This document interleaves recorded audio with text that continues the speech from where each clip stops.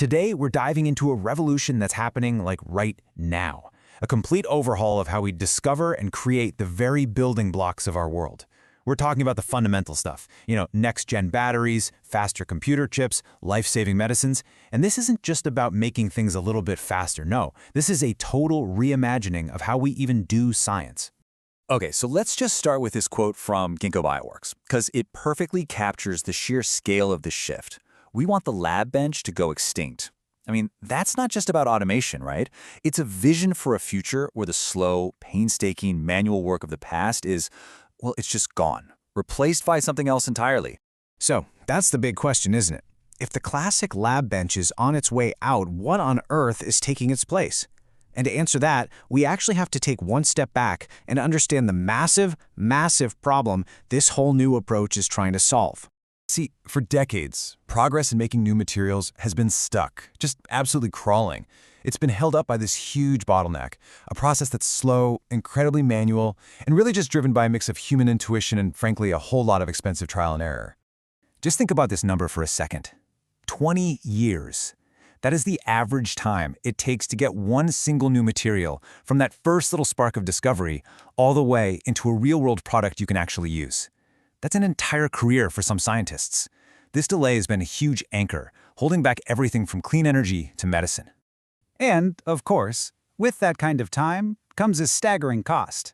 Over $100 million is a typical price tag for that 20-year journey. It's so bad, it's actually created what people in the industry call the Valley of Death, where all these promising discoveries just die before they can ever make it out of the lab. But now that entire way of doing things is being completely flipped on its head. We're moving from that slow, linear, kind of gut-feeling approach to a model that is fast, it's circular, and it's totally data-driven.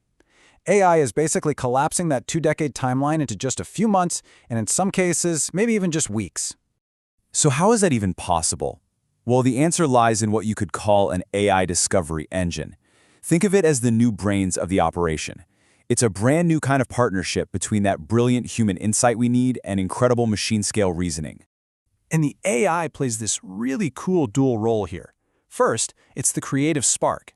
It generates millions of completely new ideas for materials, structures a human scientist might never even dream up. Then, it immediately switches gears and becomes this high-speed filter, sifting through those millions of ideas to predict which ones are actually worth pursuing. The tools behind this are just incredible.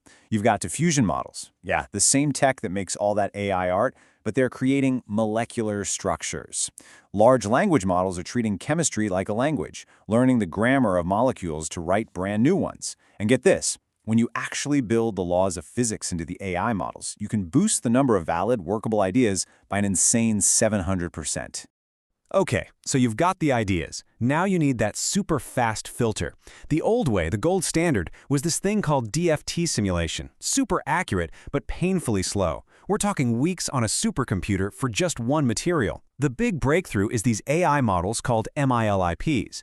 They learn from all those old, slow calculations and give you nearly the same accuracy, but in milliseconds. It is literally the difference between flying and teleporting. And all that speed enables a totally new way of thinking called inverse design. So for decades, a scientist would make something and then ask, okay, what does this stuff do? Now they can flip the script. They can start with the goal, like, I need a material that can pull carbon out of the air, and ask the AI, okay, go find me something that does this. It's so much more direct. But this creates a brand new problem, right? If your AI brain can come up with 1 million ideas in a week, but your human hands can only physically test, like, 2 of them, the whole pipeline just grinds to a halt. The computer speed is useless without matching speed in the real world. And that brings us to the hands of this revolution. This is where the whole thing comes together in a self-driving lab. It starts with the design step. The AI doesn't just propose a new material. Crucially, it also spits out a recipe, a step-by-step plan for how to actually make this thing in a real lab. Next up is the make step. That recipe gets sent over to a bunch of robotic systems. These aren't sci-fi robots. They're super precise machines that handle chemicals, run reactions, and most importantly, they work 24/7, no coffee breaks. The number of experiments you can run just explodes. So once a robot makes a new material, it immediately gets passed over to the test phase. A whole battery of automated instruments kicks into gear to measure what was actually made. This isn't a simulation anymore. This is ground truth, real-world data about the new material's properties.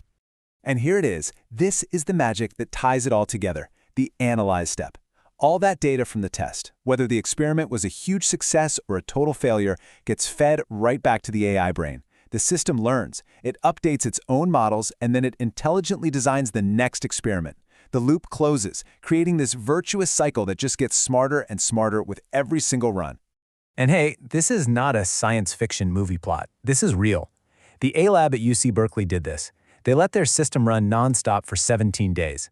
It tried to make 58 new materials that an AI had predicted, and it successfully created 41 of them. 41 brand new materials discovered and made autonomously in just over 2 weeks. So, with an engine like this up and running, what kind of impact are we seeing? Honestly, the scale of what's being discovered it's almost hard to wrap your head around. Let's just take Google's Genome Project.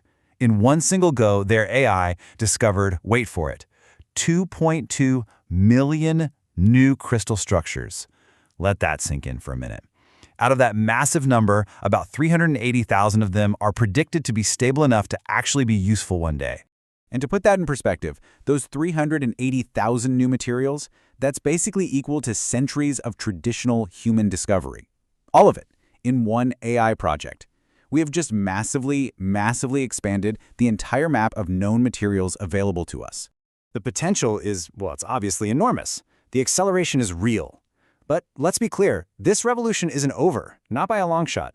There are still some pretty big challenges we have to solve before this becomes how everyone does science. Right now, the biggest hurdles are really about data, practice, and trust. You still need tons of high-quality data to train these AIs, and that's a bottleneck. There's this synthesizability gap. Just because a computer says a material is stable doesn't mean we actually know how to make it yet.